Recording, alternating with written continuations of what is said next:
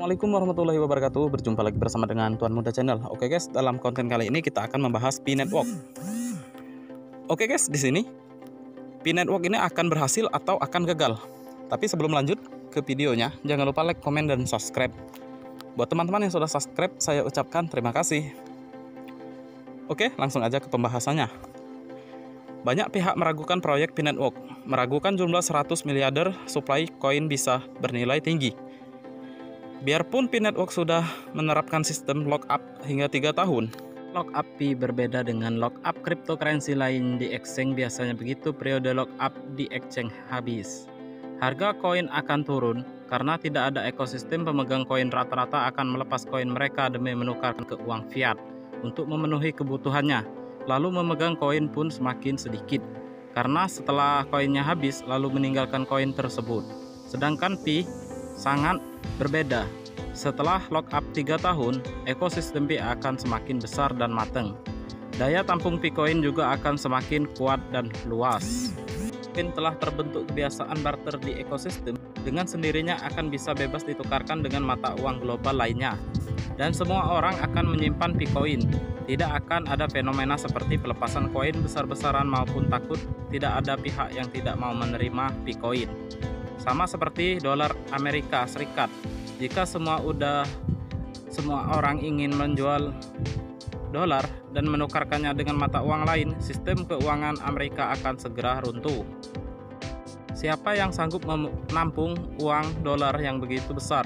Satu-satunya cara mempertahankan nilai tukar adalah menjadikan sebagai mata uang yang besar, yang bisa diterima dan rela disimpan oleh seluruh masyarakat dunia. Karena setiap saat bisa sebagai alat barter ataupun pembayaran, setiap saat bisa ditukar ke mata uang lain. Dan karena itu, menukarkan ke mata uang koin otomatis menjadi tidak perlu lagi. Jadikanlah barter barang ataupun jasa sebagian tujuan utama pioner dan bukan menjadikan exchange sebagian tujuan utama. Jika pioner ingin mewujudkan nilai 1 Pi sama dengan 1000 US dollar, bahkan sampai dengan 100.000 US dollar, itu harus melalui sistem barter. Sistem barter akan membuat permintaan Picoin tidak habis-habisnya, dan ketika spekulasi menjadi tujuan utama para pioner, nasib Picoin pasti akan segera berakhir. Nicholas bukan untuk menciptakan Bitcoin kedua. Jika tujuan seperti Bitcoin, core team sudah panen jauh-jauh hari. Jika hanya ingin menjadi Bitcoin kedua, Pi Network hari ini seharusnya sudah menjadi proyek gagal. Sejarah hanya dapat digunakan sebagai referensi dan cermin untuk masa depan. Bercermin dari sejarah, tahu mana jalan yang seharusnya diambil, baru bisa mencegah rekod yang pernah dicapai pada masa lalu.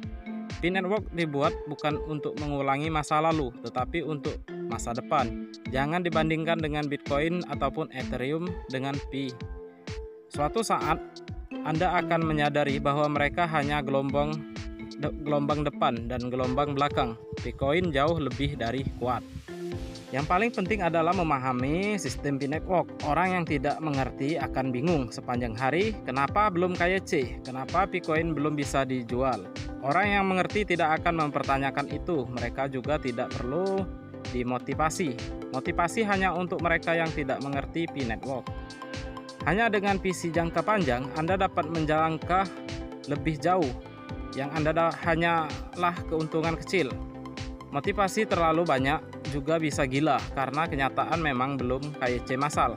Memang Picoin masih nggak bisa dijual. Tujuan motivasi hanya untuk sementara, dan kepercayaan serta pemahaman hakiki baru bisa bertahan lama. Pi Networkmu, lakukanlah apa saja tidak mengerti. Dengan dasar apa Anda mau jual Pi Anda? Pioner yang setiap hari hanya tahu tanya sendiri, siapapun tidak tahu. Mencari uang saja perlu dibujuk, dinasehati, dibimbing, dan diingatkan. Klik petir terus oleh orang lain. Orang macam ini apa benar bisa mendapatkan uang? Untuk itu apa saja tidak paham. Setiap hari berpikir untuk menjadi kaya mendadak. Siapa yang tidak ingin menjadi kaya? Tapi kesempatan kaya akan layak jatuh ke pioner seperti itu. Tingkatkan kesadaran dan pahamilah Pi Network. Banyak orang bahkan tidak memiliki kemampuan untuk menyaring informasi dan Mereka menganggap semua masuk akal dan benar-benar ada. Tidak perlu kau khusus meminta kapan harus kaya, C. Nicholas tahu persis apa yang seharusnya diperbuat. Tidak akan gara-gara sebagian orang menfitnah dan mencaci maki di media sosial lalu mengubah irama kerjanya. Alangkah baiknya waktu-waktunya itu dipergunakan untuk membaca white paper dan semua pengumuman resmi di PCT. P-Network tidak menipu sesen pun dari para pioner. PCT telah habis begitu banyak waktu dan biaya untuk proyek ini, mengajak dan memberi kita harapan untuk menjadi kaya apabila proyek ini kelak berhasil. Kesempatan seperti ini Anda pernah ketemu beberapa kali dalam hidup Anda.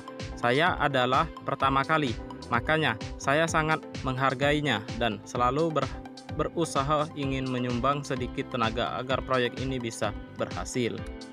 Dan anehnya, setelah bahasan ini saya posting, orang yang tidak ikut menambang Bitcoin pun akan ikut-ikutan menghina dan menyindir. Sungguh tidak jelas apa isi otak mereka. Namun, dari sini juga saya semakin sabar dan iba akan jerih payah PCT. Bagaimana menurut Anda?